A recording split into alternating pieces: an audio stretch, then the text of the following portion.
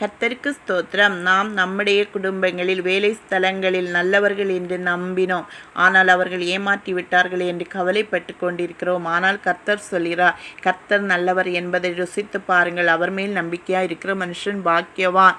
நாம் பழம் வாங்கும் போது ருசி பார்த்துதானே வாங்குகிறோம். அதே போல் இயேசு அப்பா நம்முடைய வாழ்க்கையில் ஏன் நல்லவராக இருக்கிறார், அவர் எப்படிப்பட்டவர், என்னென்ன காரியங்கள் செய்து ஆசீர்வதிப்பார் என்று நாம் அனுதினம் ருசி பார்க்க வேண்டும். சில மனிதர்கள் மேல் தோற்றத்தில் நல்லவர்கள் போல் வேஷம் தரித்து கொண்டிருக்கிறார்கள். அவர்கள் இருதயமோ கேடு நிறைந்து இருக்கிறது. நல்லவர்கள் என்று நம்பினவர்கள் ஏமாற்றும் போது அந்த இக்கட்டான நேரத்தில் தவறான முடிவுகள் எடுக்காதபடி உங்களை காத்து கொள்கிறார். வல்லமை நிறைந்த தேவனாய் இருக்கிறார்.